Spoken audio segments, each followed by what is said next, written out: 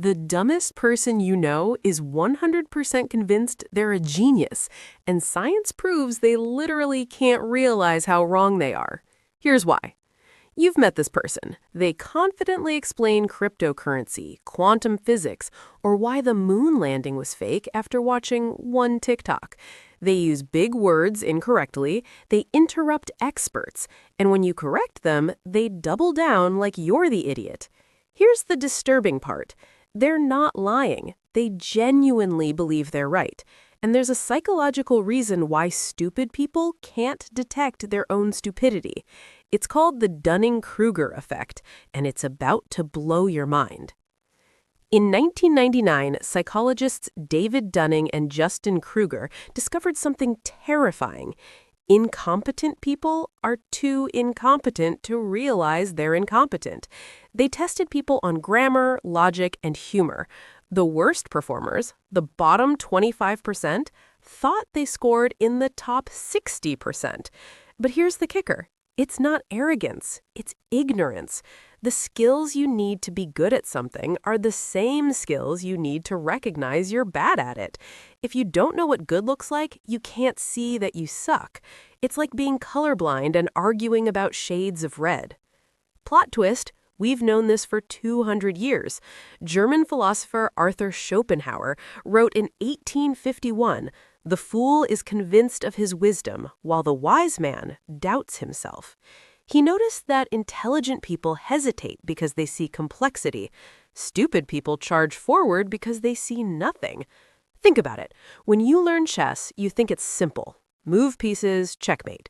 Then you play a grandmaster and realize there are 10 to the power of 120 possible games. Suddenly, you're terrified to move your pawn. That fear? That's intelligence waking up.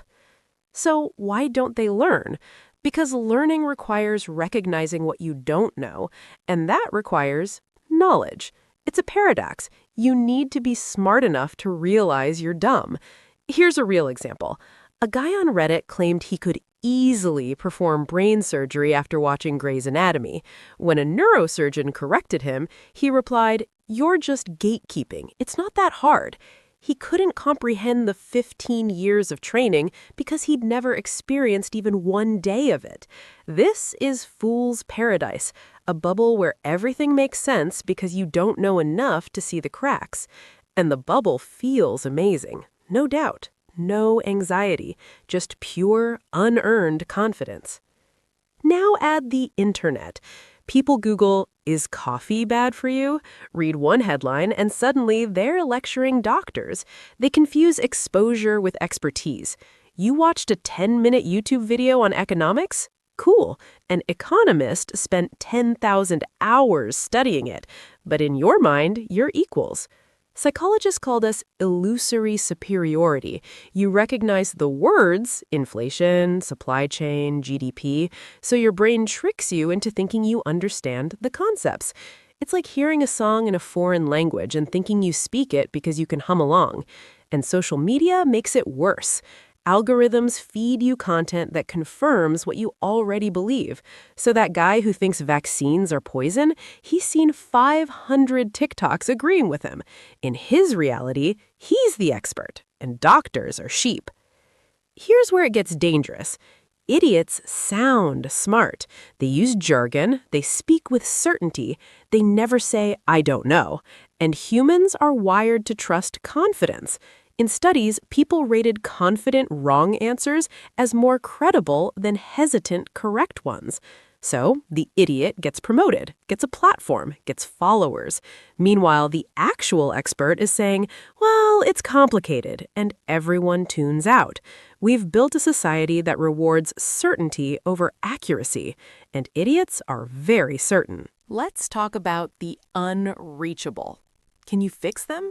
Schopenhauer said no. He wrote, "Trying to reason with someone who has renounced reason is like giving medicine to the dead." Because to accept correction, you need intellectual humility, and humility requires intelligence. When you show them evidence, they don't see proof, they see an attack. Their ego is fused with their beliefs. Admitting they're wrong feels like dying. So they fight harder, find conspiracies, attack your credibility, anything but face the truth.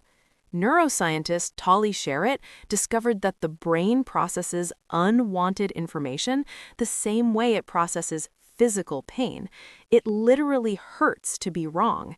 This is why facts don't change minds. Emotional safety does. The only way to reach someone trapped in ignorance is to make being wrong feel safer than being right.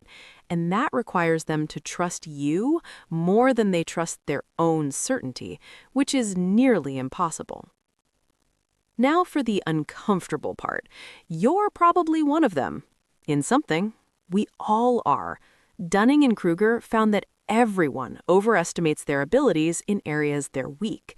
You might be brilliant at math, but an idiot about nutrition, or politics, or relationships. The difference between you and the confident idiot is this: can you recognize it? When someone with 20 years of experience contradicts you, do you listen or double down? When you're wrong, does it sting for a second or shatter your identity? Here's a test. Think about your political beliefs. Can you argue the opposite side so well that someone from that side would say, yes, that's exactly what I believe? If not, you don't understand the issue. You've just picked a team. Real understanding means you can steel man the opposition, not just straw man them. Another test. How often do you say, I don't know, or I was wrong? If it's rare, you're either a genius or trapped in stage 1, and statistically, you're not a genius. So, what's the solution? Marcus Aurelius, Roman emperor and philosopher, had a rule. The first step to wisdom is admitting you know nothing, not as a cute quote, as a daily practice. He actively sought people who disagreed with him. He wanted to be proven wrong because that's how you escape the bubble. Here's your challenge. Pick one belief you're confident about. Now Google the opposite view, not to mock it, but genuinely to understand it. If you can't explain the other side better than they can, you don't understand your own side. But let's go deeper. Build what I call an intellectual humility framework. First, separate your identity from your beliefs. You are not your opinions. Changing your mind isn't weakness, it's growth. Second, actively seek disconfirming evidence. Don't just read things you agree with. Third, embrace I don't know as a complete sentence. It's not failure, it's honesty. Fourth, find your knowledge edges. Map what you actually know versus what you think you know. Fifth, study epistemology, how we know what we know. Understanding the limits of knowledge itself is the ultimate meta-skill. Real intelligence isn't knowing everything, it's knowing what you don't know and having the guts to say, I was wrong. So next time you meet that confidently wrong person, remember, they're not evil, they're trapped, and the only way out is doubt. The question is, are you brave enough to doubt yourself? Here's your final mind bomb. The fact that you listened to this to the end suggests you're not the problem. The real idiots already clicked away, convinced this doesn't apply to them. But stay vigilant. Intelligence isn't a permanent state, it's a practice. You can slip back into stage 1 the moment you stop questioning yourself. If this messed with your head, I hope you'll seek out more psychology that'll make you question everything. And think about this. What's one thing you thought you understood but realized you didn't? Let's get humbled together, because in a world full of confident idiots, intellectual humility might be the most radical act of intelligence.